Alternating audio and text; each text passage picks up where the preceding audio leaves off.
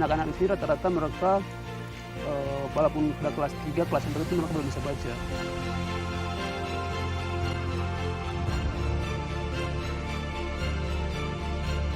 Ini adalah angka psikologi yang kalau di industri itu angka yang sangat susah untuk ditembus gitu ya.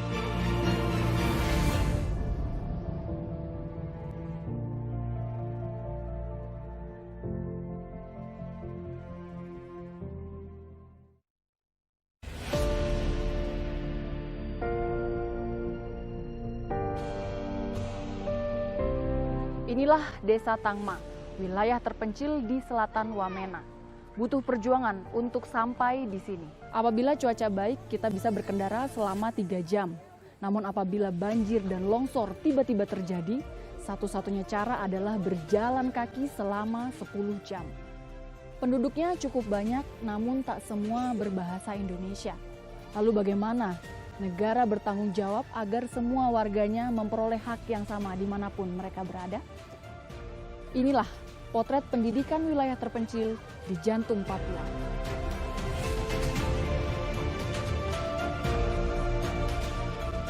Wilayah dengan jumlah penduduk sekitar 6.000 jiwa ini terletak di Yahukimo, Papua. Dengan pekerjaan rata-rata sebagai petani perkebunan, cukup sulit bagi mereka memenuhi kebutuhan pendidikan di luar desa. Di sini tak semua anak bisa membaca dengan lancar. Anak berusia belasan pun terbata-bata bila harus membaca. 6 kelas, 200 siswa, 6 pengajar.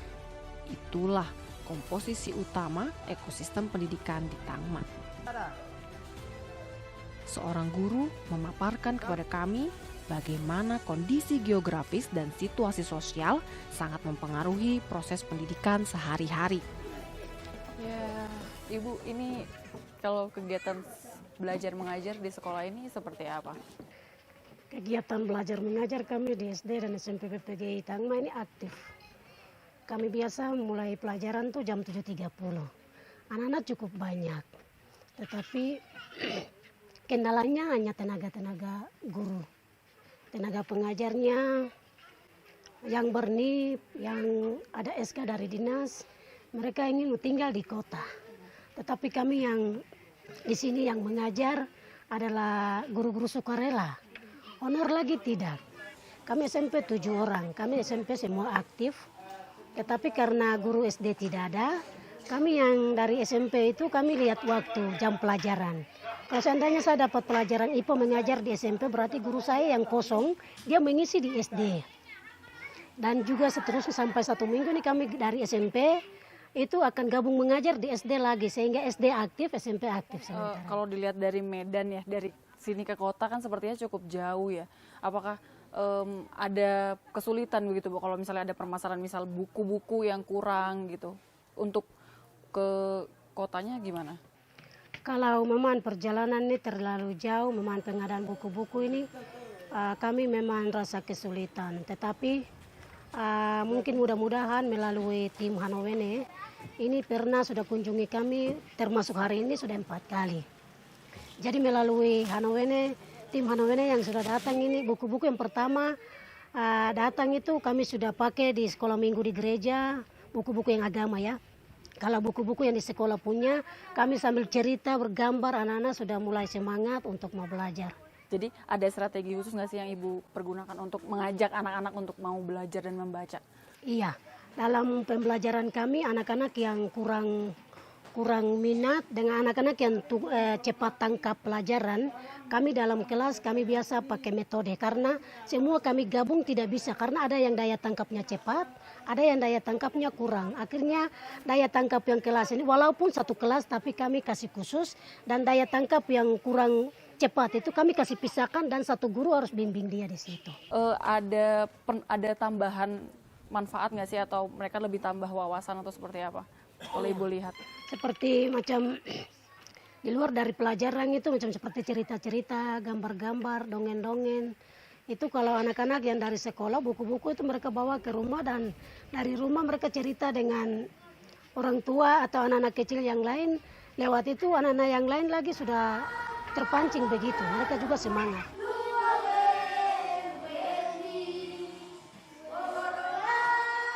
Bisa dipahami mengapa daerah terpencil seperti ini sangat rentan terhadap masalah buta aksara.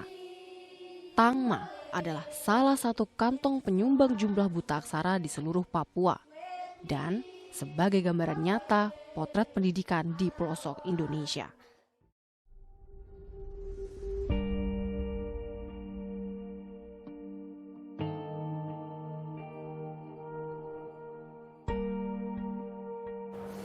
Dari 98% masyarakat Indonesia yang sudah melek huruf, namun masih ada beberapa wilayah yang menduduki tingkat buta huruf cukup tinggi.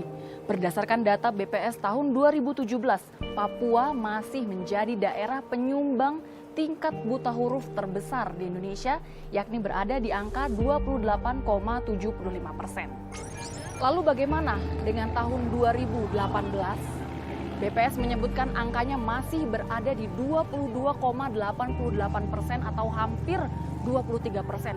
Dan ini jaraknya sangat jauh dengan Provinsi Nusa Tenggara Barat yang menduduki peringkat kedua dengan angka hanya 7,51%. Padahal pemerintah memiliki program untuk menekan angka buta huruf di seluruh Indonesia, bahkan sampai di pelosok tanah air.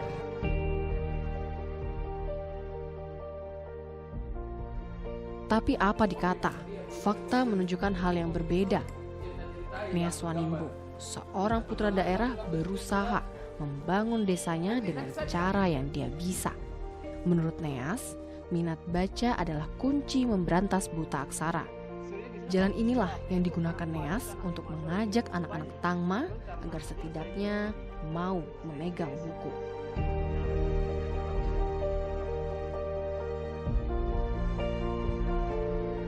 Jadi di buku-buku ini, saya dan teman-teman Hano ini kita sudah lakukan ini sejak tahun 2017. Dan yang sekarang ini yang kita kasih itu yang keempat. Dan buku-buku yang kita kasih itu sudah bermanfaat buat anak-anak di sekolah maupun yang di gereja-gereja. Jadi buku-buku itu yang kalau buku-buku yang agama, nah ibu guru itu mereka kasih ke gereja-gereja untuk pakai di sekolah minggu.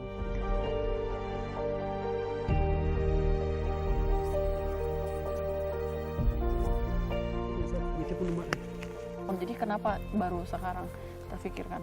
Tapi karena waktu itu saya belum punya networking, saya belum punya juga power untuk melakukan movement begitu. Dan saya sempat ceritakan tentang kondisi ini ke teman-teman dekat saya begitu. Dan waktu itu sempat saya ceritain ke teman saya di Jakarta dan akhirnya dia dan saya dan ada teman satu lagi dan mereka sekarang kuliah di Italia dan di Belgium. Kita bertiga yang melakukan pergerakan ini untuk membantu adik-adik di pedalaman Papua begitu.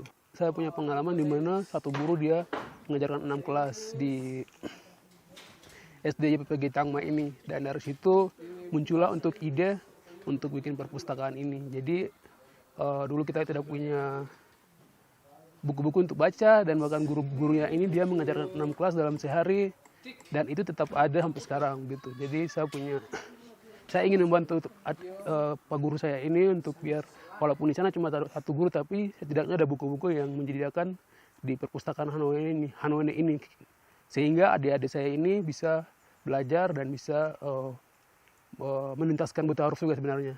Jadi tidak hanya adik-adik tapi ada beberapa juga orang-orang tua yang tidak tahu baca juga ada. Jadi harapan saya juga menuntaskan buta huruf juga.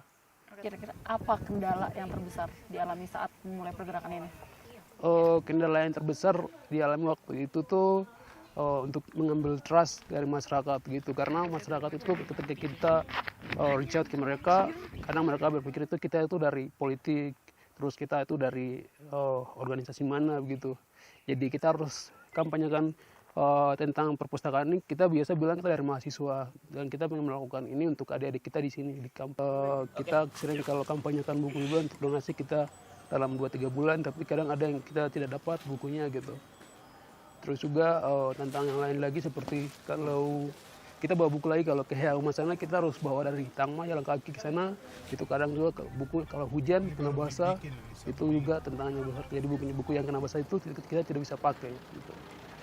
Kira-kira kalau diukur manfaatnya kira-kira sudah bisa? diukur manfaatnya sejauh ini kan sistemnya kita kan kita lebih kolaborasi dengan stakeholder seperti ibu kepala sekolah, terus kepala suku, terus anak-anak muda, terus di pihak gereja juga kan. Jadi tadi sama ibu guru menjelaskan bahwa apa yang kita kasih buku-buku itu sangat bermanfaat buat mereka begitu. Jadi yang membuat movement ini tidak hanya kita tapi masyarakat-masyarakat lokal yang di sini juga mereka melakukan juga gitu, dan mereka kampanyekan betapa pentingnya pendidikan, dan itu yang kami sangat bersyukur mereka masyarakat lokalnya bisa terlibat gitu. Jadi tanpa harus kita yang ukur ininya, tapi masyarakat sendiri bisa merasakan, dan mereka ketika mereka merasakan apa, saya sangat senang juga. Lalu apa yang dilakukan begitu setelah buku itu didistribusikan, lalu apa yang terjadi? Jadi kita juga engaging orang-orang yang sudah ada di situ, semoga agar mereka ini juga yang melibatkan anak-anak untuk bisa baca buku-buku yang kita antar ini gitu.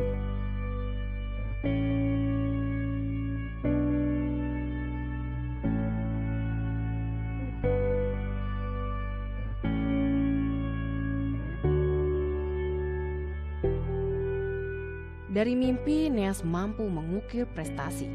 Kini, lewat program yang didirikannya, Neas sudah mendistribusikan ribuan buku ke berbagai daerah terpencil di Papua.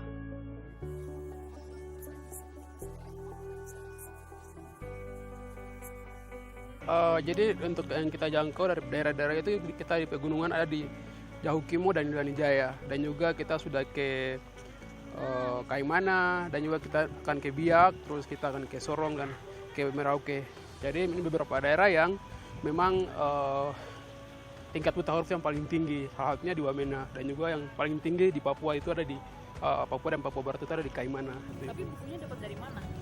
Jadi buku-buku tersebut kami dapat dari donasi dari komunitas-komunitas di Jakarta, karena kita kampanyekan untuk donasi buku di sosial media, terus di kampus-kampus. Jadi kita terima dari masyarakat dan dari juga komunitas-komunitas, dan juga dari teman-teman mereka kumpul. Jadi saya juga mau berterima kasih kepada teman-teman yang sudah terlibat donasi buku, yang akhirnya membuat proyek Hanowene ini bisa berjalan sampai sekarang, dan mereka ini terus-menerus donasi buku dan juga donasi tenaga waktu yang mereka support untuk proyek Hanowene ini gitu.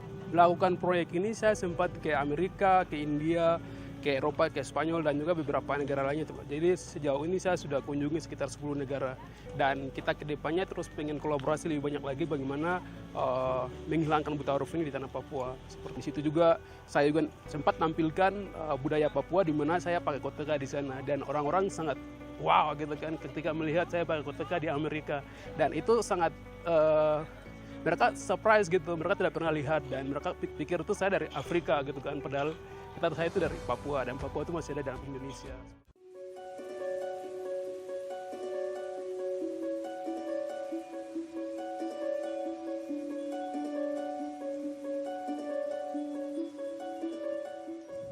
Buta aksara, momok terbesar dalam perkembangan sumber daya manusia. Buta aksara, fakta sosial yang masih diperangi negara sampai di pelosok-pelosok Nusantara. Menurut Kemendikbud, tinggal sekitar 2% saja jumlah penduduk buta aksara di Indonesia. Sekitar 3 juta orang tersebar di seluruh penjuru negeri belum mampu membaca atau menulis.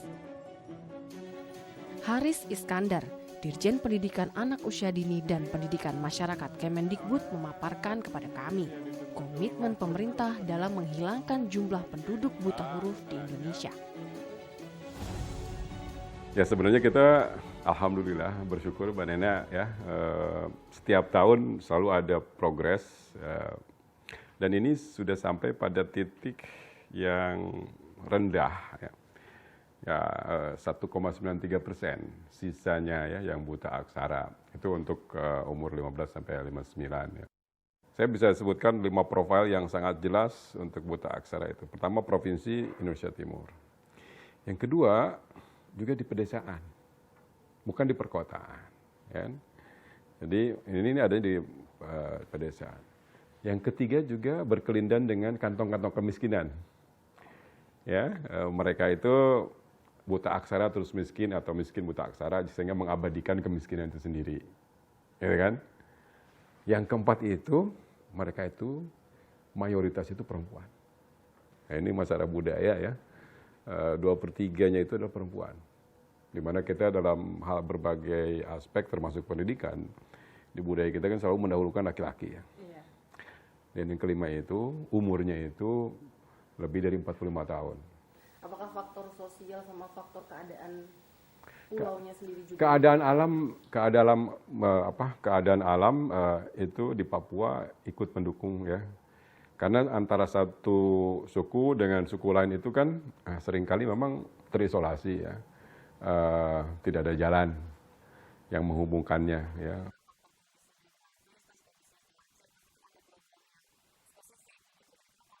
Yang spesifik yaitu menyekolahkan anak-anak Papua di luar Papua, ya, di Jawa ya, melalui program ADEM ya. Jadi anak-anak Papua lulusan SMP terbaik itu disekolahkan di SMA di Jawa ya. Kemudian Direktorat Jenderal Dikti juga dengan program ADIK, Afirmasi untuk Papua untuk Pendidikan Tinggi ya, ADIK.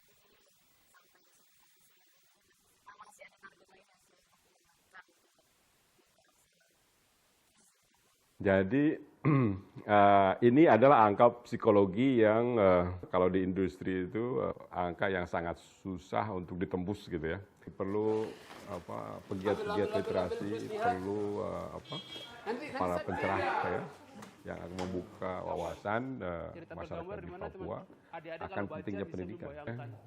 Jadi pengaruh seorang pegiat itu bisa mengimbas ke penduduk sekitar, mengaspirasi itu jelas itu. Jadi semakin banyak pegiat di sebuah daerah, itu aspirasi pendidikannya akan semakin tinggi, literasinya akan semakin tinggi.